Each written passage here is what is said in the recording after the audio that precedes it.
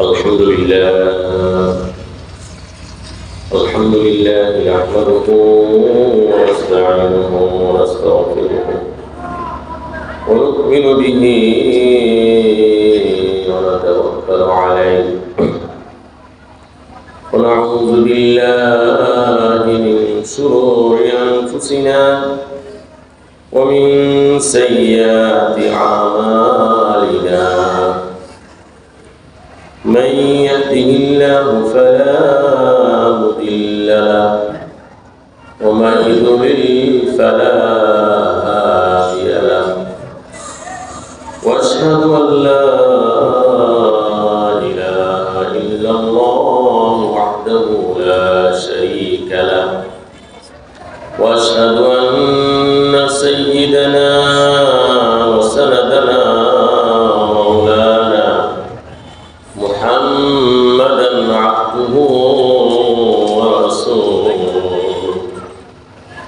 صلى الله تعالى عليه وعلى آله وأصحابه وبارك وسلم تسليما كثيرا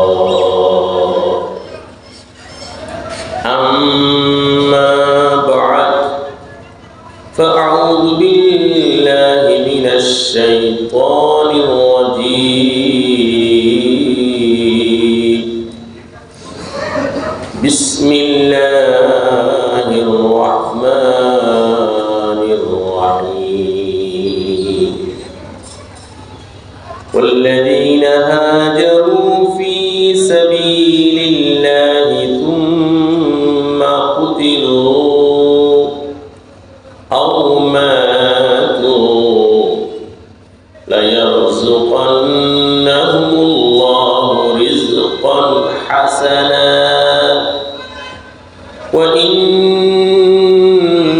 الله لهو خير الرازقين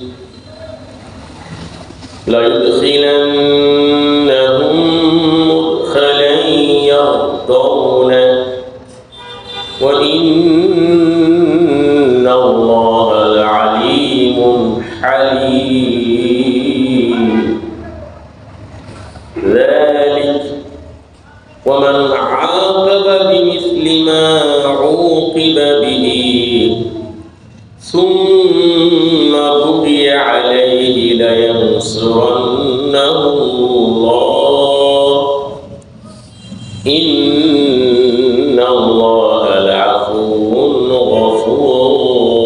غفور ذلك بأن الله يولد الليل في النهار ويولد النهار في الليل وأن الله سميع بصير ذلك بأن الله هو الحق وأن ما يدعون من دونه هو الباطل وأن الله هو العلي الكبير ألم تر أن الله أنزل من السماء ماء فتصبح الأرض مخضرا إن الله لطيف خبير له ما في السماوات وما في الأرض وإن الله لهو الغني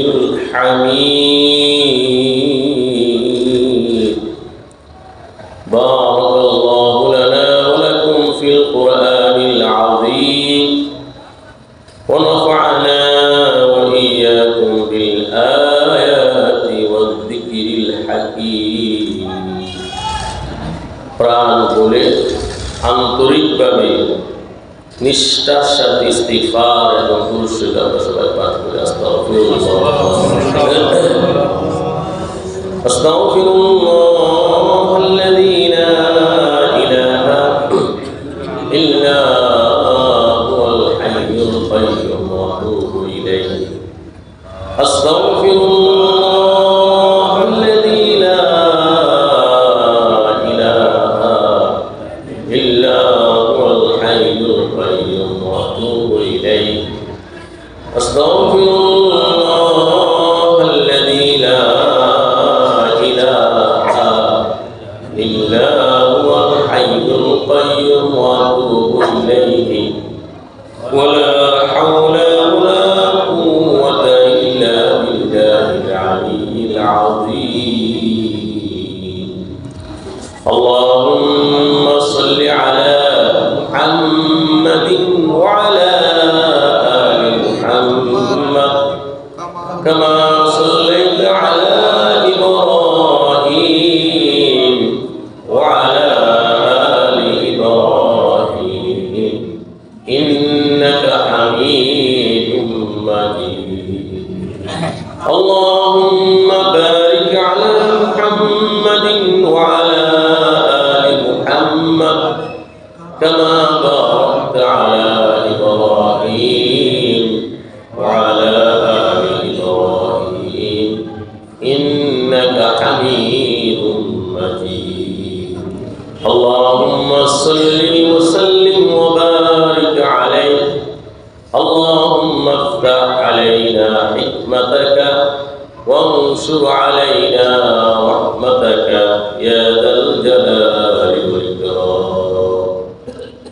উপস্থিত সম্মানিত কোরআন প্রিয় নবী প্রিয় সুধীবৃন্দ, মহান রব্বে কারীমের অশেষ মেহেরবানিতে আসমানি সর্বশেষ এবং সর্বশ্রেষ্ঠ গ্রন্থ কোরআনে কারীমের বরকতপূর্ণ তাফসীরে আসার বসার সময় দেওয়ার সুযোগ আল্লাহ তাআলা ভিক্ষা দান করেছেন। আনন্দিত হয়ে সবাই বলে আলহামদুলিল্লাহ, আলহামদুলিল্লাহ, আলহামদুলিল্লাহ। আল্লাহ তাআলা সান্নিধ্য, আল্লাহ তাআলা তাকাব্বুর, আল্লাহর নৈকট্য লাভ করার যত মাধ্যম আছে সবচেয়ে বড় বৃহৎ সহজ মাধ্যম হলো কোরআনে কারীম। কোরআনে কারীম আল্লাহর কালাম, আল্লাহর কথার ভান্ডার। কোরআনের সাথে যে সম্পৃক্ত হয় সে স্বয়ং আল্লাহর সাথে সম্পর্ক করে। সুবহানাল্লাহ। আল্লাহ একজন বান্দাকে মহব্বত করেন, বুঝবেন কিভাবে? বোঝা যাবে আল্লাহ তাকে নেক আমলের সুযোগ দান করেন। কোনো বান্দা, কোনো বান্দি কে যদি আল্লাহ তাআলা ভালো কাজ করা, নেক কাজ করা, আমলে সলেহ করা সুযোগ দেন, বুঝতে হবে মহান আল্লাহ তাআলা তাকে গভীর ভালোবাসা দিয়েছেন। কোন বান্দাকে যদি আল্লাহ তাআলা ঘৃণা করে, আল্লাহ অপছন্দ করে, নিদর্শন হলো পাপাচারের মধ্যে আল্লাহ তাআলা তাকে লাগিয়ে রাখেন। গুনার পর গুনাহ, নাফরমানি, পাপ, অন্যায় চলছে তো চলছে বিরামহীন ভাবে। বোঝা গেল আল্লাহ তাআলা তার প্রতি অত্যন্ত রাগান্বিত এবং ক্ষিপ্ত। নাউযুবিল্লাহ। তো আল্লাহ রাব্বুল আলামিন আমাদেরকে অবশ্যই মহব্বত করে। একটি নেক আমল আরেকটি নেক আমলের ভাই। নেক আমল নেক আমলের দিকে পথ প্রদর্শন করে, নেক আমলের দিকে টেনে নেয়। পাপাচার, গুনাহ, একটি গুনাহ আরেকটি গুনার ভাই, একটি গুনাহ আরেকটি গুনার দিকে টেনে নেয়। তো আমরা নেক আমল করেছি, নেক আমলের পাওয়ারের বরকতে আল্লাহ তাআলা আজকের এই বরকতপূর্ণ তাফসীরে আসার সুযোগ আল্লাহ তাআলা দান করেছেন। এই কোরআনের সাথে সম্পর্ক করা, কোরআনের তত্ত্ববহুল সার গর্ব হিকমত, প্রজ্ঞা, জ্ঞানের কথা আল্লাহর দুশমন যারা, আল্লাহর ঘৃণার পাত্র যারা, তাদেরকে আল্লাহ তাআলা দিতে চান না, আল্লাহ দেন না। নাউজুবিল্লাহ। এই কোরআন তো হিকমতপূর্ণ কথা। ইয়াসিন ওয়াল কুরআনিল হাকীম, বিজ্ঞানময় কোরআন, প্রজ্ঞাময় কোরআন, হিকমত, প্রজ্ঞা, মেধা ইত্যাদির পানি ভান্ডার হলো কোরআনে কারীম। তো আল্লাহ রাব্বুল আলামিন কোরআনের নূর, কোরআনের বরকত, কোরআনের হিদায়াত আল্লাহর দুশমন, আল্লাহর ঘৃণার পাত্র তাদের অন্তরে আল্লাহ তাআলা দিতে চান। সমাজ থেকে আমাদেরকে নির্বাচন করে, বাছাই করে আল্লাহ তাআলা আমাদেরকে এখানে এনেছে। আবার বলি আলহামদুলিল্লাহ। সম্মানিত সুধী, আজকে সূরাতুল হজ এর 58 নং আয়াত থেকে 64 নং আয়াত পর্যন্ত তেলাওয়াত করা হয়েছে। সূরাতুল হজ 58 নং আয়াত থেকে 64 নং আয়াত পর্যন্ত অষ্টম রুকু তাফসীর হবে ইনশাআল্লাহ। অষ্টম রুকু সূরা আলিয়া। এই আয়াতগুলোর মধ্যে আল্লাহ রাব্বুল আলামিন আল্লাহর তাওহীদ, একাত্মবাদ, আল্লাহর একক ক্ষমতা, শক্তি, কুদরতের আলোচনা আল্লাহ তাআলা করেছেন। যারা আল্লাহকে রব হিসাবে মানে, আল্লাহকে প্রভু হিসাবে মানে, আল্লাহর প্রেমে মাতৃভূমি ত্যাগ করে, হিজরত করে তারা অন্য জায়গায় চলে যায়, জীবন বিসর্জন দেয়, সব কিছু আল্লাহর জন্য কোরবানি করে। যখন আল্লাহর জন্য বান্দা আল্লাহর প্রেমে আসক্ত হয়ে আল্লাহকে সব কিছু দিতে প্রস্তুত হয়ে যায়, আল্লাহ রাব্বুল আলামিন গায়বী সাহায্য তখন করা শুরু করে দেন। সুবহানাল্লাহ। আল্লাহ রাব্বুল আলামিন রিজিকের আলোচনা করেছেন। রিজিকের একমাত্র মালিক, একমাত্র নিয়ন্ত্রণ আল্লাহর হাতে। আল্লাহ তাআলা বিভিন্ন সিফতি নাম আল্লাহ তাআলা এখানে উল্লেখ করেছেন। আজকের তেলাওয়াতকৃত আয়াতগুলোর মধ্যে 12টি আল্লাহ তাআলার সিফতি নাম, এত অধিক পরিমাণে আল্লাহর অসীম ক্ষমতা, সিফত ইত্যাদি আল্লাহ তাআলা 12টি সিফতি নামের কথা আল্লাহ তাআলা আজকে তেলাওয়াতকৃত আয়াতের মধ্যে আল্লাহ তাআলা আলোচনা করেছেন। আল্লাহ রাব্বুল আলামিন সার্বভৌমত্ব, সাত মহাকাশ, সাত জমিন, নবমণ্ডল, ভূমণ্ডল সবকিছুর কর্তৃত্ব, রাজত্ব, নিয়ন্ত্রণ একমাত্র আল্লাহর হাতে। এই কথাগুলো আল্লাহ রাব্বুল আলামিন বারবার বলেছেন। শুরুতে যারা হিজরত করেছেন তাদের আলোচনা আল্লাহ তাআলা শুরু করেছেন। হিজরতের অনেক অর্থ, মাতৃভূমি ত্যাগ করা, পরিবার পরিজন, বিঠে বাড়ি, ধন সম্পদ এসব কিছু রেখে শুধু আল্লাহকে সন্তুষ্ট করার জন্য অন্য জায়গায় চলে যাওয়া, তাকে হিজরত বলা হয়। যুগে যুগে নবী করিম সাল্লাল্লাহু আলাইহি সাল্লামের পূর্বে যত আম্বিয়া আলাইহিস সালাম ছিলেন, ইমানদারগণ ছিলেন, তারাও হিজরত করেছেন। বিশেষ করে জাতির পিতা ইব্রাহিম আলাইহিস সালাম, ইব্রাহিম আলাইহিস সালাম ইরাকের বাবেল শহরে বাসিন্দা ছিলেন। ইব্রাহিম আলাইহিস সালাম জাতিকে দাওয়াত দিলেন, তাওহীদের দাওয়াত দিলেন। তাওহীদের দাওয়াত দেওয়ার পর জাতি ইব্রাহিম আলাইহিস সালামের বিরুদ্ধাচরণ করতে শুরু করল। ইব্রাহিম আলাইহিস সালামকে বিভিন্নভাবে তারা নির্যাতন, কষ্ট, জুলুম নির্যাতন করতে শুরু করলো। এক পর্যায়ে ইব্রাহিম আলাইহিস সালামকে এই পৃথিবী থেকে শেষ করে দিবে, হত্যা করে ফেলবে, এমন তারা ষড়যন্ত্র করলো। নাউজুবিল্লাহ। এক পর্যায়ে বিশাল আগুন ধরালো, বিশাল অগ্নিকুণ্ড, বিশাল অগ্নিকুণ্ডের মধ্যে ইব্রাহিম আলাইহিস সালামকে নিক্ষেপ করলো।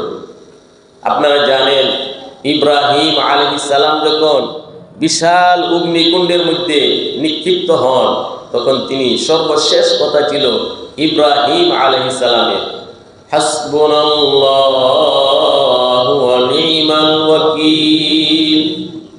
হাসবুনাল্লাহু ওয়া নি'মাল ওয়াকিল, আল্লাহ আমার জন্য যথেষ্ট। সাথে সাথে আল্লাহ তাআলা আগুনকে একটা মেসেজ দিলেন, কুলনা ইয়া নারু কুনি বারদান ওয়া সালামান আলা ইব্রাহিম, হে আগুন, ইব্রাহিমের জন্য ঠান্ডা এবং শান্তিদায়ক ব্যবস্থা তুমি করো। সারা পৃথিবীর আগুন তখন ঠান্ডা হয়ে গিয়েছিল। ইব্রাহিম আলাইহিস সালামের হাতের ভাত ছাড়া একটি পশম আগুনে পোড়াইতে পারে নাই। এই বিরাট পরীক্ষা থেকে যখন ইব্রাহিম আলাইহিস সালাম উত্তীর্ণ হলেন, আল্লাহর নির্দেশে ইরাকের বাবেল শহর থেকে সিরিয়া শামে তিনি হিজরত শুরু করে দিলেন। ইব্রাহিম আলাইহিস সালাম হিজরত করেছেন। হিজরত করার পর আল্লাহ তাআলা পক্ষ থেকে অজস্র নেয়ামতের ধারা আল্লাহ তাআলা জারি করে দিলেন। ইব্রাহিম আলাইহিস সালাম ছিলেন নিঃসন্তান, আল্লাহ তাআলা তাকে সন্তান দিলেন। ইব্রাহিম আলাইহিস সালাম তার বংশ এমন ছিল, পৃথিবীতে যত নবী রাসূল এসেছেন সবাই ইব্রাহিম আলাইহিস সালামের বংশে এসেছেন। সুবহানাল্লাহ। ইব্রাহিম আলাইহিস সালামকে বাদশা নমরুদ ইতিহাস থেকে মুছে দেওয়ার জন্য, এই পৃথিবী থেকে নিঃশেষ করে দেওয়ার জন্য চক্রান্ত করেছিল। ইরাকের মানুষ, বাবেল শহরের সকল মানুষ ইব্রাহিম আলাইহিস সালামকে মেরে ফেলার ষড়যন্ত্র করেছিল। আল্লাহ রাব্বুল আলামিন হেফাজত করলেন, হিজরতের নির্দেশ দিলেন। হিজরতের পরে ইব্রাহিম আলাইহিস সালামের উপর আল্লাহর পক্ষ থেকে গায়বী সাহায্য শুরু হয়ে গেল। তাফসীরে কাসিরে লিখেছেন, এই পৃথিবীতে যত নবী রাসূল এসেছেন প্রত্যেক নবী রাসূল ইব্রাহিম আলাইহিস সালামের বংশধর। সুবহানাল্লাহ। আসমানি যত কিতাব আল্লাহ তাআলা নাযিল করেছেন প্রত্যেকটা কিতাব ইব্রাহিম আলাইহিস সালামের বংশে আল্লাহ তাআলা নাযিল করেছেন। আল্লাহ তাআলা অজস্র নেয়ামত দান করেছেন। তো সম্মানিত সুধী, নবী করিম সাল্লাল্লাহু আলাইহি ওয়াসাল্লাম নবুয়ত প্রাপ্তির পর 13 বছর মক্কাতুল মুকাররমায় তিনি অবস্থান করেছিলেন। 13 বছর, 13টি বছর একতরফা ভাবে কাফের মুশরিকদের পক্ষ থেকে জুলুম নির্যাতন মুসলমানদের উপর হয়েছিল। 13টি বছর জুলুম নির্যাতন বরদাস্ত করার পরে আল্লাহ নবী নির্দেশ দিলেন আবু সিনিয়া হিজরত করার জন্য। 12 জন সাহাবীর এক কাফেলা প্রথম নবুয়তের 5ম সালে আবু সিনিয়া হিজরত করল। এরপরে আরো কিছু সাহাবায়ে কেরাম হিজরত করলেন। অবশেষে নবীর নির্দেশে সাহাবায়ে কেরাম মক্কাতুল মুকাররমা থেকে মদিনাতুল মুনাওয়ারায় হিজরত করা শুরু করলেন। এক পর্যায়ে মদিনা, মক্কা মুসলমানদের সংখ্যা খুব কমে গেল। নবী করিম সাল্লাল্লাহু আলাইহি সাল্লাম, আবু বকর সিদ্দিক রাদিয়াল্লাহু তাআলা, আলী রাদিয়াল্লাহু তাআলা, কয়েকজন সাহাবী ছিলেন, সবাই চলে গেলেন। কাফেররা সিদ্ধান্ত নিল মক্কার মুশরিকরা নবী করিম সাল্লাল্লাহু আলাইহি ওয়াসাল্লামকে এই পৃথিবী থেকে তারা নিঃশেষ করে দিবে, হত্যা করে ফেলবে। নাউজুবিল্লাহ। দারুন নদওয়াতে তারা মিটিংয়ে বসলো। মক্কার সকল কাফের নেতৃবর্গ জরুরি মিটিং ডাকলো, দারুন নদওয়া। কোন ব্যক্তি যেতে না পারলে প্রতিনিধি প্রেরণ করেছে, মিটিংয়ে অবশ্যই যেতে হবে, মুহাম্মদ নামের লোকটাকে অবশ্যই ধ্বংস করে দিতে হবে। নাউজুবিল্লাহ। সেখানে শয়তান উপস্থিত হয়েছিল। শয়তান মুরব্বীর বেশে, বুজুর্গের বেশে। বিভিন্ন পরামর্শ আসলো তাকে দেশান্তর করা হোক। এই যে মুহাম্মদ সাল্লাল্লাহু আলাইহি সাল্লাম, এই লোকটাকে দেশান্তর করা হোক, বন্দী করা হোক। বিভিন্ন প্রস্তাব আসার পরে সর্বসম্মতিক্রমে সিদ্ধান্ত হলো তাকে হত্যা করা হোক। নাউজুবিল্লাহ। শয়তান বলল, শুনো, একা একা হত্যা করলে তার বংশের লোকেরা তোমাদের উপর প্রতিশোধ নেবে। প্রত্যেক গোত্র থেকে এক একজন যুবক আসবে, একসাথে মুহাম্মদকে তরবারি দিয়ে আঘাত করে পৃথিবী থেকে তাকে পাঠিয়ে দিতে হবে। নাউজুবিল্লাহ। আল্লাহ রাব্বুল আলামিন এই ষড়যন্ত্রের কথা নবীজিকে জানিয়ে দিলেন। আল্লাহ নবীকে বললেন, হে হাবিব, আজকের রাত্রি আপনি মদিনাতুল মুনাওয়ারায় হিজরত করুন। সুবহানাল্লাহ। নবী করিম সাল্লাল্লাহু আলাইহি সাল্লাম তিনি হিজরত করবেন আগ থেকে মেসেজ পেয়েছিলেন। এই জন্য নবীজির একদম পরম বন্ধু আবু বকর সিদ্দিক রাদিয়াল্লাহু তাআলা তাকে বলেছিলেন, আবু বকর, আমার হিজরতের সফর সঙ্গী তুমি হবে। সুবহানাল্লাহ। আবু বকর রাদিয়াল্লাহু তাআলা দুটি হৃষ্টপুষ্ট উটনি আগ থেকে হিজরতের জন্য প্রস্তুত রেখেছিলেন। তো আল্লাহ তাআলা যখন নির্দেশ দিলেন আজকে রাতে হিজরত করুন, সকল কাফের মুশরিক ওই রাতে নবীজির বাসভবন ঘেরাও করবে, এই সংবাদ পেয়ে আল্লাহ নবী হিজরতের প্রস্তুতি নিলেন। আলী রাদিয়াল্লাহু তাআলা আনহুকে নবীজির চাদর মোবারক দিয়ে বললেন, তুমি শুয়ে থাকো। সকল কাফের মুশরিক নবীজির বাসভবন যখন অবরোধ করলো, নবীজিকে হত্যা করে ফেলবে, নাউজুবিল্লাহ। আল্লাহ নবী সূরা ইয়াসিনের প্রাথমিক আয়াতগুলো পড়ে বালুর মধ্যে দম করে বালু নিক্ষেপ করলেন। যারা চতুর্দিক দিয়ে অবরোধ করেছিল নবীজির গৃহ বাসভবন, চোখের মধ্যে পড়লো, চোখ কসলাইতে থাকলো, সবার সামনে দিয়ে নবীজি চলে গেলেন। সুবহানাল্লাহ। তো নবীজি কৌশল অবলম্বন করলেন, মদিনার রাস্তায় না গিয়ে উল্টো রাস্তা গেলেন, গাড়ির সাউরে তিনি অবস্থান করলেন। মনে করেন আপনি কোথায় যাবেন, ময়মনসিংহ যাবেন, তো গাইটাল বাস স্ট্যান্ড ওই দিকে না গিয়ে নবীজি গেছেন বড়ইতলা, বড়ইতলা উল্টা গিয়ে তিনি আশ্রয় নিলেন।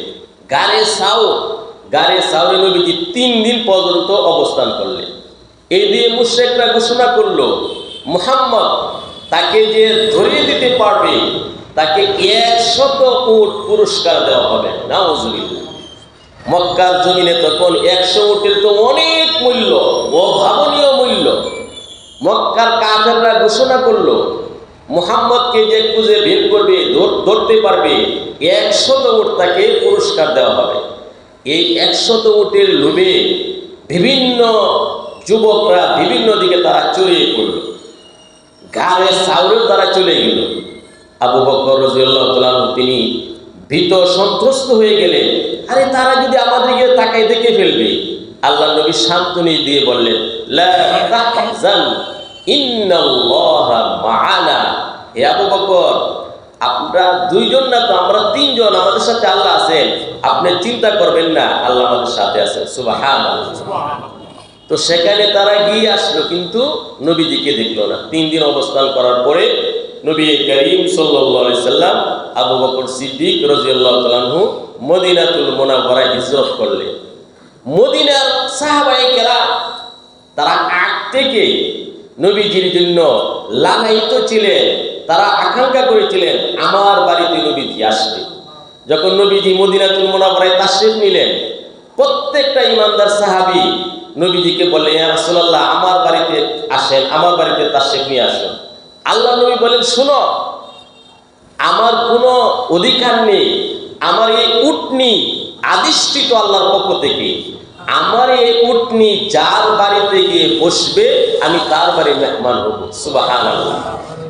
নবী করিম সাল্লাল্লাহু আলাইহি সাল্লামের উটনি মদিনাতুল মুনাওয়ারায় চলছে তো চলছে, যখন এক এক জনের বাড়ি পাড়ি দেয়, সাহাবী মনে করে হয়তো আমার বাড়িতে উটনি এসে বসে যাবে, আমি নবীজির মেহমানদারি করবো, নবীজিকে খেদমত করবো, আপ্যায়ন করাবো। যখন তার বাড়ি পাড়ি দিয়ে আরেকজনের বাড়িতে চলে যায়, সে মনে করে আমার বাড়িতে উট বসে যাবে। এভাবে উট চলতে লাগলো। হঠাৎ করে আবু আইয়ুব আল আনসারী রাদিয়াল্লাহু তাআলা উনি আগ থেকেই নবীজির জন্য দ্বিতল বাড়ি প্রস্তুত করে রেখেছিলেন। তাদের পূর্বপুরুষ থেকে লম্বা ইতিহাস। আবু আইয়ুব আনসারী রাদিয়াল্লাহু তাআলা আনহুর বাড়ির সামনে গিয়ে উঠানে গিয়ে উট বসে পড়ল। সুবহানাল্লাহ। সকল সাহাবী বুঝতে পারলেন যে আবু আইয়ুব আনসারীর বাড়িতে নবীজি মেহমান হবে। তো নবী করিম সাল্লাল্লাহু আলাইহি সাল্লাম আবু আইয়ুব আনসারীর বাড়িতে ছিলেন। আবু আইয়ুব আনসারী তিনি সর্বোচ্চ গুরুত্ব দিয়ে নবীজির সেবা করেছেন। এরপরে নবীজি মদিনাতুল মসজিদে নবীর জায়গাগুলো পরিষ্কার করে মসজিদ নির্মাণ করলেন, সব কিছু পরে গুছাইলেন। যাক, তো সাহাবায়ে কেরাম নবীজির জন্য বাগানের মধ্যে খেজুরের গাছ নির্ধারণ করতে, অনেক সাহাবায়ে কেরাম তার বাগানের মধ্যে যে গাছটি ভাম্পার ফলন ফলত সবচেয়ে সুস্বাদু মিষ্টি ভালো সুগ্রাণ জাতীয় খেজুর ধরতো, এমন সুস্বাদু খেজুরের গাছের মধ্যে স্টিকার লাগাই দিত, হাদিয়াতুল লিন নবী সাল্লাল্লাহু আলাইহি সাল্লাম, নবীর জন্য এটা হাদিয়া, নবীর জন্য এই গাছটা বরাদ্দ। এভাবে অনেক সাহাবায়ে কেরাম অনেক সম্পদ নবীজির জন্য বরাদ্দ করে দিয়েছে। মুহাজির সাহাবায়ে কেরামের জন্য অনেক সাহাবায়ে কেরাম সাহায্য করেছেন। যাক, এই হিজরতের ইতিহাস আল্লাহ তাআলা আগে আলোচনা করেছেন, এখন আলোচনা করেছেন। আল্লাহ তাআলা শুরু করেন, আউযু বিল্লাহি মিনাশ শাইতানির রাজীম, ওয়াল্লাযীনা কাফারু ওয়া কাযযাবু ওয়াল্লাযীনা হাজারু ফী সাবিলিল্লাহ ওয়াল্লাযীনা হাজারু ফী সাবিলিল্লাহ থুম্মা কুতিলু আও মাতু লায়ারযুকান্নাহুমুল্লাহু রিজকান হাসানা ওয়া ইন্নাল্লাহা লাহুয়া খায়রুর রাযিকিন।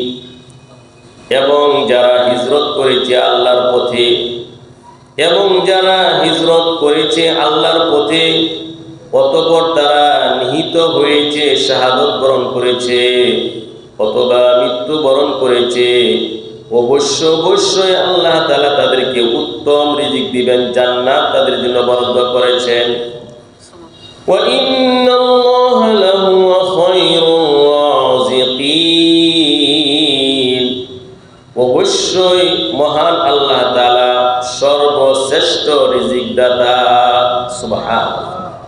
আল্লাহ বলেন, আল্লাহর প্রেমে, আল্লাহর দ্বীনের জন্য, ইসলাম ঈমান রক্ষার জন্য যারা হিজরত করেছে, হিজরত করতে গিয়ে মারা গিয়েছে, হত্যা করা হয়েছে, জুলুম কাফের মুশরিক তাদেরকে হত্যা করেছে, তারা শাহাদত বরণ করেছেন অথবা স্বাভাবিক মৃত্যুবরণ করেছেন, আল্লাহ তাআলা তাদেরকে উত্তম রিজিক দিবেন।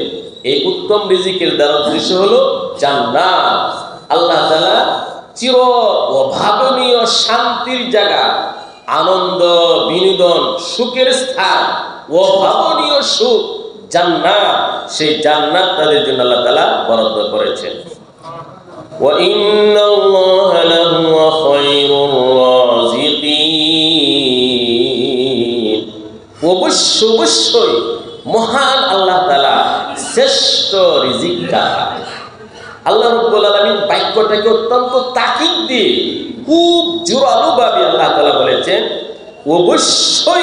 অবশ্যই আল্লাহ তাআলা একমাত্র শ্রেষ্ঠ রিজিক দাতা। রিজিক শুধু খাবার না, খাদ্যকে, পানীয়কে আমরা রিজিক বলি। রিজিক শব্দের মর্ম হলো মানুষের যা প্রয়োজন, পোশাক পরিচ্ছদ, নারী গাড়ি বাড়ি, ধন সম্পদ, জ্ঞান গরিমা, পদ পদবী, ইজ্জত সম্মান, এসব কিছু হলো রিজিকের অন্তর্ভুক্ত। শ্রেষ্ঠ রিজিক হলো সুস্থতা, শ্রেষ্ঠ রিজিক হলো দিনদারি, শ্রেষ্ঠ রিজিক হলো ইজ্জত সম্মান। সুবহানাল্লাহ। আমরা শুধু টাকা পয়সাকে বড় রিজিক মনে করি না। উলামায়ে কেরাম লিখেছেন তাফসিরে, একজন মানুষের সবচেয়ে শ্রেষ্ঠ রিজিক হলো ঈমান, দ্বীন, সুস্থতা, ইজ্জত সম্মান, জ্ঞান গরিমা, এইগুলো হলো শ্রেষ্ঠ রিজিক। খাবার থেকেও এইগুলো শ্রেষ্ঠ রিজিক। তো শুধু খাবারকে রিজিক বলা হয় না, মানুষের যা প্রয়োজন এই সবগুলাকে রিজিক বলা হয়। আল্লাহ রাব্বুল আলামিন সূরা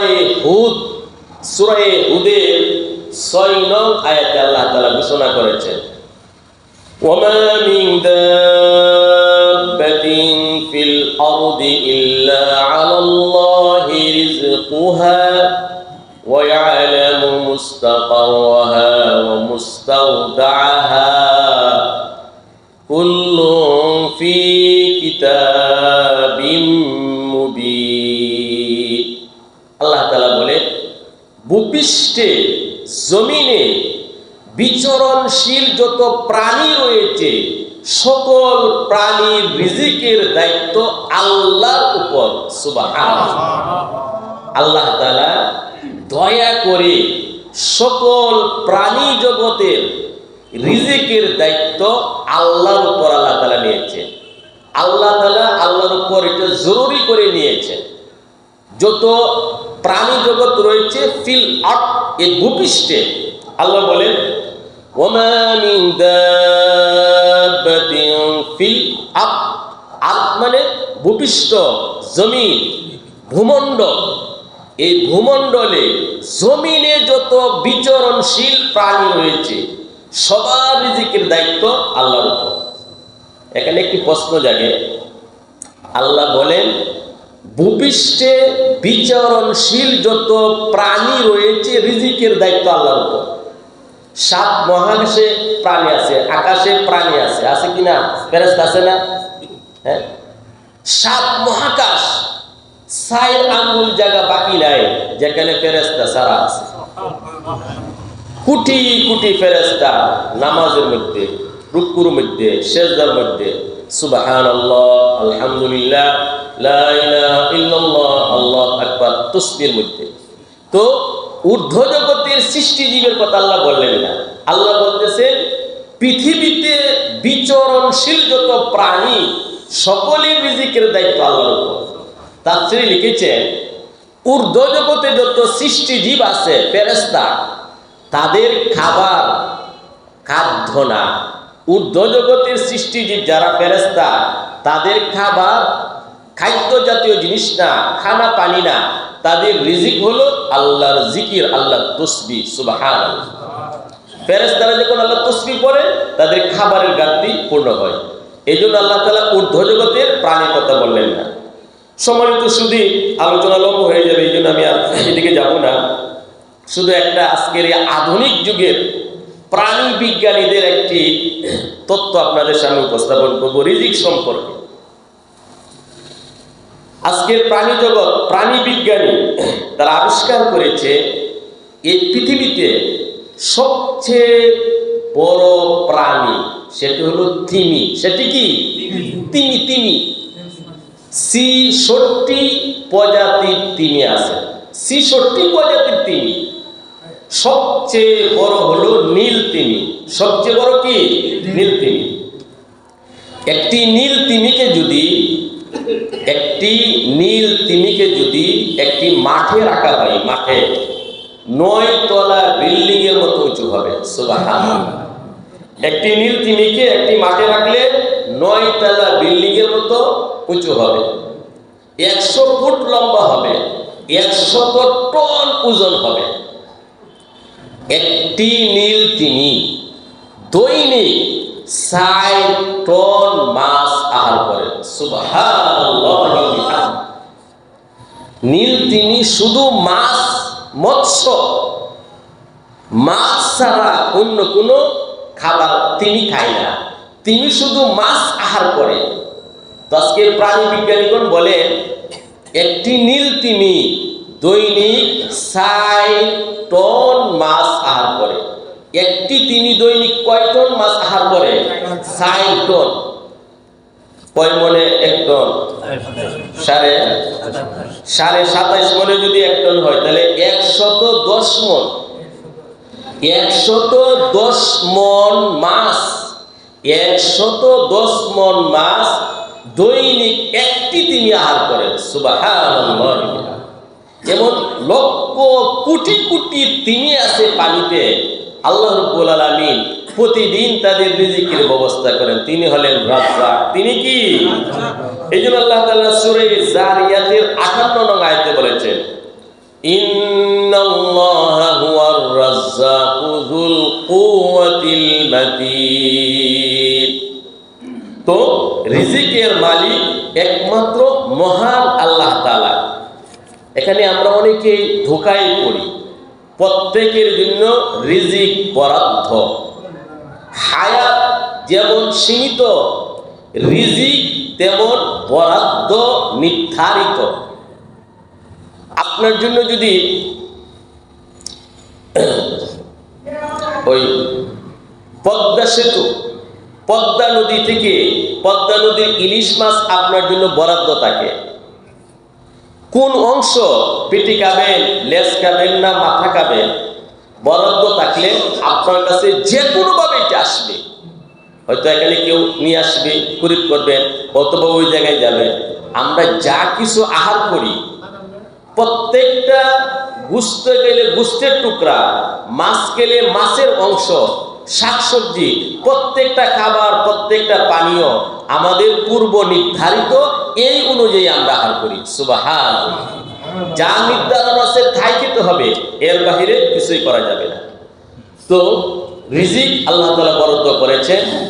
এই রিজিক আল্লাহ তাআলার সিস্টেম, আল্লাহ তাআলার পদ্ধতি হলো এই রিজিক প্রত্যেকের পেশা অনুযায়ী, পেশা চেষ্টা অনুযায়ী উপার্জন করতে হবে। রিজিক ঘরে বসে থাকলে আর ইবাদত বন্দেগী করলে আল্লাহ এমনি মুখে তুলে দিবেন, এই পদ্ধতি ইসলামের না। ইসলাম এটা ফলো করে না। ইসলাম বলে যার যে পেশা আছে সর্বোচ্চ গুরুত্ব দিয়ে এই পেশার মধ্যে সে লিপ্ত হবে। কৃষক হলে কৃষিকাজ করবে, চাকরিজীবী হলে চাকরি করবে, ব্যবসায়ী হলে ব্যবসা করবে। যার যে পেশা, এই পেশার মধ্যে সে লিপ্ত হবে। আল্লাহ রাব্বুল আলামিন এই পেশা চেষ্টার মাধ্যমে রিজিক আল্লাহ তাআলা দান করবেন। এই জন্য এই পৃথিবীতে আল্লাহর প্রিয় ছিলেন নবী রসুলগণ। নবী রসুলগণকে আল্লাহ তাআলা আকাশ থেকে রিজিক দেন নাই। জাকারিয়া আলাইহিস সালাম কানা নাজ্জারান, তিনি কাঠ মিস্ত্রি ছিলেন। জাকারিয়া আলাইহিস সালাম, জাকারিয়া আলাইহিস সালাম পেশা গ্রহণ করেছেন। অনেক নবী রাসূল কৃষক ছিলেন, ব্যবসায়ী ছিলেন। সাহাবায়ে কেরাম তো সিংহভাগ ব্যবসায়ী ছিলেন। নবী করিম সাল্লাল্লাহু আলাইহি ওয়াসাল্লাম তিনি ব্যবসা করেছেন। আবু বকর সিদ্দিক রাদিয়াল্লাহু আনহু তিনি ব্যবসা করেছেন। উমর রাদিয়াল্লাহু আনহু ব্যবসা করেছেন। উসমান রাদিয়াল্লাহু আনহু ব্যবসা করেছেন। সাহাবায়ে কেরাম ব্যবসা করেছেন। এই জন্য পেশার মাধ্যমে, চেষ্টার মাধ্যমে আল্লাহ তাআলা রিজিক দিবেন। গতকাল ফজরের নামাজ পড়ে যখন আমি বাসায় যাই, প্রচন্ড কুয়াশা। এই কুয়াশার মধ্যে দেখলাম একটি বগা পানির মধ্যে দাঁড়িয়ে রিজিক অনুসন্ধান করতেছে। পানির মধ্যে দাঁড়িয়ে বগ। রাত্রেও দেখছি আমি লাইটের আলোতে পাখিগুলো খাবার খুঁজে। হাদিস শরীফে আল্লাহ রাসূল বলেন, তোমরা যদি তাওয়াক্কুল করতে, আল্লাহর প্রতি ভরসা করতে, পাখিকে আল্লাহ তাআলা যেভাবে রিজিক দেন সেভাবে তোমাদেরকে রিজিক দিতেন। পাখিগুলো ক্ষুধার্ত পেট নিয়ে, ক্ষুধার জ্বালা নিয়ে নীর থেকে, বাসা থেকে বের হয়, সন্ধ্যাবেলা পেট ভর্তি করে আবার বাসাতে ফিরে। পাখির মতো যদি তোমরা আল্লাহর প্রতি ভরসা করতে, আল্লাহ তাআলা, তোমরা যদি আল্লাহর প্রতি ভরসা করতে, পাখির মতো আল্লাহ তাআলা খানা দিতে। এখন আল্লাহর প্রতি তাওয়াক্কুল, তাওয়াক্কুল কাকে বলে? তাওয়াক্কুল শুধু অন্তরের কাজ, অঙ্গ প্রত্যঙ্গের কাজ না। একজন কৃষক সে তাওয়াক্কুল করে। কৃষক যখন সবজি চাষ করে, বেগুন, টমেটো, কাঁচামরিচ, কৃষক এটা ভাবে না যে এই বছর টমেটো চাষ করবো না, চারা লাগাবো না, মরিচের চারা লাগাবো না, সবজির চারা লাগাবো না, এমনি আল্লাহর কাছে দোয়া করবো আর আল্লাহ তাআলা দিয়ে দেবে। কোন কৃষক এমন ভাবে নাকি? কৃষক কি করে? ভাম্পার খুব 1 নম্বর বীজ সংগ্রহ করে, সময় মতো বীজ বপন করে, চারা হয়, পরিচর্যা করে, কীটনাশক দেয়, বেড়া দেয়, পানি দেয়, সময় সময়ে গিয়ে দেখাশোনা করে, সময় নির্ধারিত সময়ে কাঁচামরিচ, শাকসবজি, টমেটো ইত্যাদি ধরে। কোন কৃষক এমন ভাবে না যে এমনি হবে আল্লাহর নির্দেশে, ভাবে নাকি কেউ? এটাকে বলা হয় তাওয়াক্কুল। এটাকে কি বলা হয়? তাওয়াক্কুল। এই জন্যই প্রত্যেকের পেশা অনুযায়ী, সাধ্য অনুযায়ী চেষ্টা করবে। আল্লাহ রাব্বুল আলামিন তার বরাদ্দকৃত রিজিক আল্লাহ তাআলা তাকে দান করবে। তো আল্লাহ তাআলা বলেন, ওয়া আন্নাল্লাহা লাহুয়া খায়রুর রাযিকিন, নিশ্চয় আল্লাহ তাআলা সর্বশ্রেষ্ঠ রিজিক দাতা। লা ইউদখিলান্নাহুম মুদখালান ইয়ারদাউনা, অবশ্যই আল্লাহ তাআলা তাদেরকে এমন স্থানে প্রবেশ করাবেন তারা সন্তুষ্ট হয়ে যাবে, অর্থাৎ জান্নাত। وإن الله لعليم حليم নিশ্চয় আল্লাহ তাআলা মহাজ্ঞানী মহা সহনশীল লালিমুন মহাজ্ঞানী গত সপ্তাহে বলেছিলাম সব জানেন মহাজ্ঞানী এ পর্যন্ত কয়টি বৃষ্টির কণা বৃষ্টির ফোঁটা পড়েছে আল্লাহ তাআলা জানেন কি জানেন না সারা পৃথিবীতে মরুভূমি মাটিতে কয়টা বালুর কণা আছে আল্লাহ তাআলা জানেন আমাদের মাথার কান মাথা কয়টা করে চুল আছে দাড়িতে কেশ আছে কে জানেন আল্লাহ জানেন এইজন্য আল্লাহ আলিম হালিম অত্যন্ত সহনশীল জালেমরা জুলুম করতেই থাকে পাপ অন্যায় করতে থাকে আল্লাহ তাআলা ধরেন না যখন ধরেন তখন আর ছাড়েন না হালিম অত্যন্ত সহনশীল ذلك ومن عاقب بمثل ما عوقب به ثم بغي عليه لينصرنه الله এটা এই জন্য যে যারা জুলুমের শিকার হয়ে তারা তাদের প্রতিশোধ নেয় অতঃপর তাদেরকে আবার জুলুম করা হয় অবশ্যই আল্লাহ তাআলা তাদেরকে সাহায্য করবেন সাহাবায়ে কেরামের উপর হারাম মাস মুহররমের 2-1 দিন থাকতেই শত্রু বাহিনী কাফের মুশরিক হামলা করলো আপনারা জানেন আশহুরে হুরুম হারাম মাসে যুদ্ধ করা নিষিদ্ধ তো মুসলিম মুশরিকরা সাহাবায়ে কেরামের উপর মুহররমের 1-2 দিন থাকতেই হামলা করলো সাহাবায়ে কেরাম অপরক হয়ে আবার হামলা করলেন এইজন্য আল্লাহ তাআলা বলেন ومن عاقب بمثل ما عوقب به ثم بغي عليه لينصرنه الله যারা জুলুমের শিকার হয়ে প্রতিশোধ গ্রহণ করে আবার সাহাবীদের প্রতি তাদের প্রতি যদি কেউ হামলা করে জুলুম করে লায়ানসুরান্নাহু আল্লাহ অবশ্যই আল্লাহ তাআলা মুমিনদেরকে সাহায্য করবেন ইন্নাল্লাহা লাআফুউন গফুর নিশ্চয় আল্লাহ তাআলা পাপ মোচনকারী মহা ক্ষমাশীল ذلك بأن الله يولج الليل في النهار ويولج النهار في الليل وأن الله سميع بصير এটা এই জন্যই আল্লাহ তাআলা রাত্রকে দিনের মধ্যে প্রবেশ করান দিবসকে নিশীথে রাত্রের মধ্যে আল্লাহ তাআলা প্রবেশ করান নিশ্চয় আল্লাহ তাআলা সর্বশ্রোতা সর্বদ্রষ্টা সব শুনেন সব দেখেন সুবহানাল্লাহ আল্লাহ এত মহা ক্ষমতা রাত্রকে দিনের মধ্যে প্রবেশ করান দিনকে রাত্রের মধ্যে শীতকালে রাত্র বড় হয়ে যায় দিন ছোট হয় কাটো হয় গ্রীষ্মকালে দিন বড় হয়ে যায় রাত্র কি হয় ছোট হয় এটা কার একমাত্র ক্ষমতা আল্লাহ সূরা আলে ইমরানে তো আল্লাহ তাআলা বলেই ফেলছেন কুলিল্লাহুম্মা মালিকাল মুলক তু'তিল মুলকা মান তাশা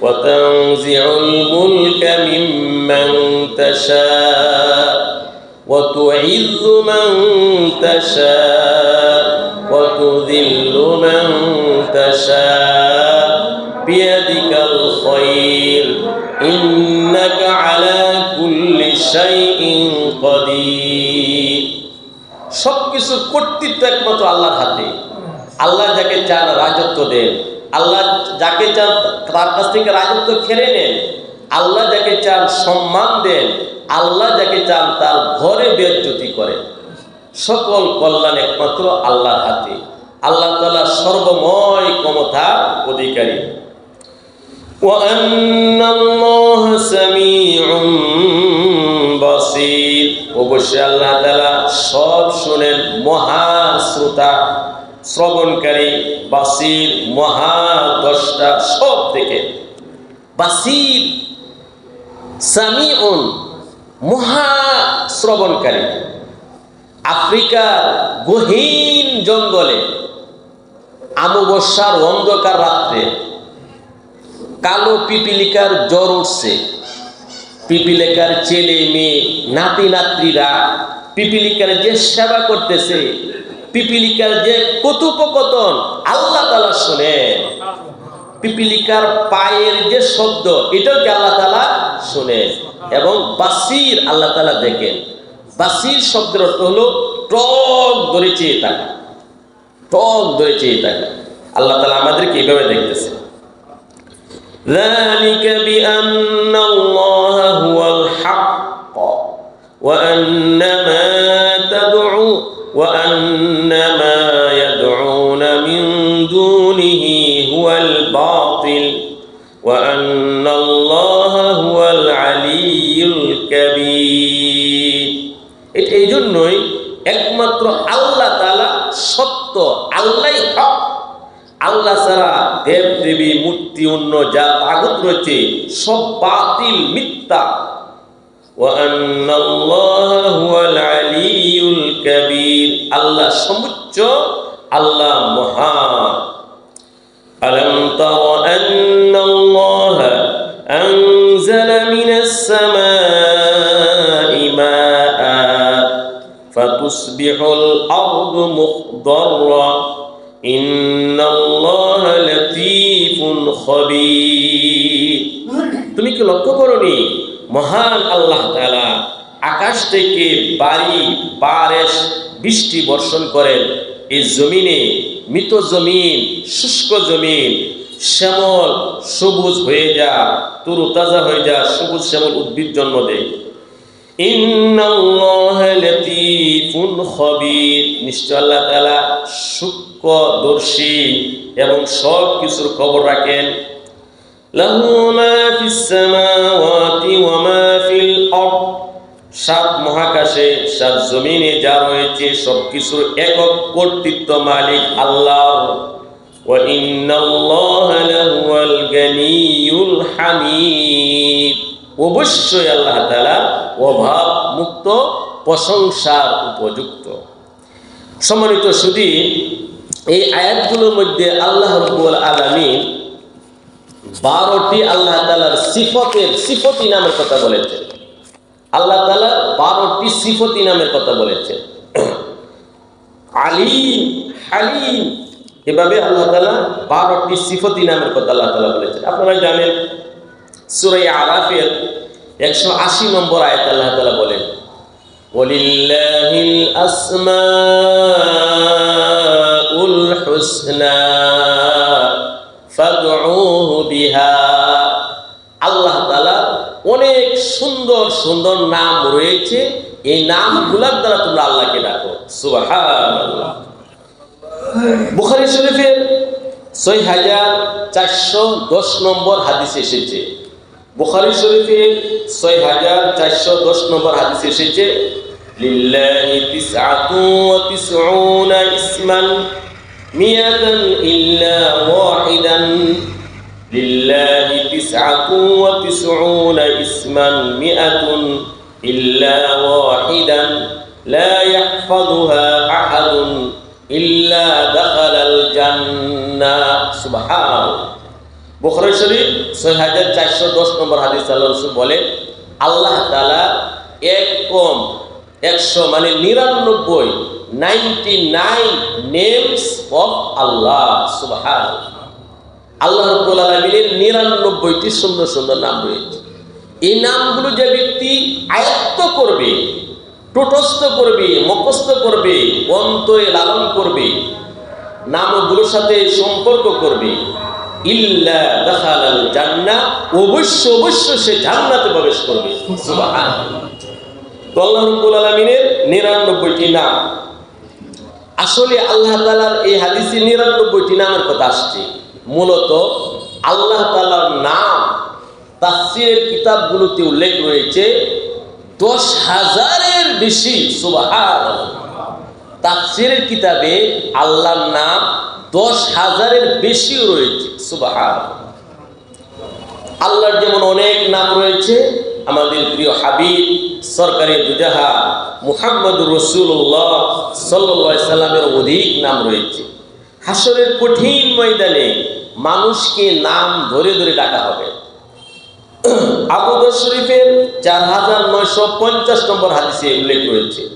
সুননে আবু দাউদ 4950 নম্বর হাদিস, আল্লাহ রাসূল বলেন, ইন্নাকুম তুদআউনা ইয়াওমাল কিয়ামাতি বিআসমাইকুম ওয়া আসমাই আবাইকুম ফাআহসিনু আসমাআকুম। হাসরের কঠিন ময়দানে তোমাদেরকে ডাকা হবে তোমাদের নাম ধরে, তোমাদের পিতার নাম ধরে। আব্দুল্লাহ ইবনে আব্দুর রহমান, আব্দুর রহমানের ছেলে আব্দুল্লাহ, অমুকের ছেলে অমুক, এভাবে আল্লাহ তাআলা ডাকবে। অতএব তোমরা সুন্দর সুন্দর নাম রাখো। আবু দাউদ শরীফের 4952 নম্বর হাদিসে এসেছে, তাসাম্মু বিআসমাইল আম্বিয়া, তাসাম্মু বিআসমাইল আম্বিয়া ওয়া হাব্বুল আসমাই ইলাল্লাহ আব্দুল্লাহ ওয়া আব্দুর রহমান। আল্লাহ নবী বলেন, নবীদের নামে তোমাদের সন্তানাদের নাম রাখো। আল্লাহর কাছে সবচেয়ে প্রিয় নাম হলো আব্দুল্লাহ, আব্দুর রহমান। এই পৃথিবীতে সম্মানিত সুধীবৃন্দ, এই পৃথিবীতে আল্লাহর ঘনিষ্ঠ, আল্লাহর আস্থাভাজন, আল্লাহর প্রিয় পাত্র যারা ছিলেন তারা হলেন আম্বিয়া আলাইহিস সালাম। এই জন্যই আল্লাহ তাআলা আম্বিয়া আলাইহিস সালামের যে নাম নবীকে বলেছেন, নবীদের নামে তোমরা নাম রাখো। আল্লাহ তো এক নবীর নাম আল্লাহ নিজে নির্ধারণ করে রেখেছেন। আল্লাহ তাআলা একজন নবীর নাম আল্লাহ নাম রেখে এই পৃথিবীতে আল্লাহ তাআলা প্রেরণ করেছেন। নামটা বলতে পারেন কোন নবীর নাম? বারাকাল্লাহু ফি হায়াতি, আল্লাহ তাআলা হাজী সাহেবের হায়াতের মধ্যে এলেন বরকত দান করুন। তিনি হলেন ইয়াহইয়া। তিনি কি? আল্লাহ তাআলা নিজে নাম নির্ধারণ করে জাকারিয়া আলাইহিস সালামকে আল্লাহ তাআলা সন্তান দিলেন, ইয়াহইয়া আলাইহিস সালাম। জাকারিয়া আলাইহিস সালামের বয়স 120, বুড়ো তুত্তুরি। আপনারা জানেন আল্লাহর কাছে দোয়া করেছিলেন, রব্বি হাবলি মিনাস সালিহিন, রব্বি হাবলি মিন লাদুনকা যুররিয়াতান তাইয়্যিবাহ ইন্নাকা সামিউদ দুআ। হে আমার রব, আমাকে নেক সন্তান দান করুন। আপনি তো অবশ্যই দোয়া শ্রবণ করেন। আল্লাহ তাআলা তার দোয়া ডাইরেক্ট কবুল করলেন। আল্লাহ সুসংবাদ দিলেন যে আমি তার নাম রাখলাম ইয়াহইয়া। হে জাকারিয়া, এই পৃথিবীতে ইয়াহইয়া নামে কারো নাম ইতিপূর্বে কেউ রাখেনি। সুবহানাল্লাহ। ইয়াহইয়া আলাইহিস সালামের নাম আল্লাহ নির্ধারণ করেছেন। আল্লাহ বলেন, এই নামে পৃথিবীতে আর কেউ নাম রাখে নাই। তো নবীদের নাম আল্লাহ তাআলা পছন্দ করেছেন। নবীদের নাম হলো একক, মুফরাদ। যেমন আদম আলাইহিস সালাম, ইদ্রিস, নূহ, হুদ, সালেহ, শুআইব, ইব্রাহিম, ইসমাইল, ইসহাক, মুসা, ঈসা, হারুন, জাকারিয়া, ইয়াহইয়া, এগুলা মুফরাদ। আমরা তো অনেক নাম বললাম না। আরে নাম ব্যাপারে তো অনেক সমস্যা আমাদের। কি করি? অনেকেই অর্থবোধক নাম রাখে না। মিন্টু, পিন্টু, জন্টু। মুসলমান না ও মুসলিম এটি বোঝা যায় না। এই জন্যই নাম খুব সুন্দর রাখতে হবে। আবার অনেকে অর্থের সাথে মিলাই নাম রাখে না, শব্দের সাথে মিলাই নাম রাখে। অনেকে শব্দের সাথে মিলিয়ে নাম রাখে। এক এলাকায় এক ব্যক্তির নাম ছিল পীতাম্বর। পীতাম্বর ভদ্রলোকের নাম কি ছিল? পীতাম্বর। এই পীতাম্বর যখন নাম রাখছে, তার এক সন্তান জন্ম নিল, ছেলে সন্তান। নাম কি রাখা যায়? নাম কি রাখা যায়? ভদ্রলোকের পীতাম্বর। পীতাম্বরের সাথে মিলিয়ে রাখতে হবে। বাপের নামের সাথে কি, এটা কিন্তু আরেকটা মূর্খতা, বাপের নামের সাথে মিলিয়ে রাখা। এখন পীতাম্বর, তো তার ছেলেটির নাম রাখলো সেপ্টেম্বর। পীতাম্বর, সেপ্টেম্বর। আবার আরেকটি তার ছেলে সন্তান জন্ম নিল, আরেকটি কিছু নিল। এখন পীতাম্বরের সাথে মিলিয়ে রাখতে হবে। কি রাখা যায়? কি রাখা যায়? নাম রাখলো অক্টোবর।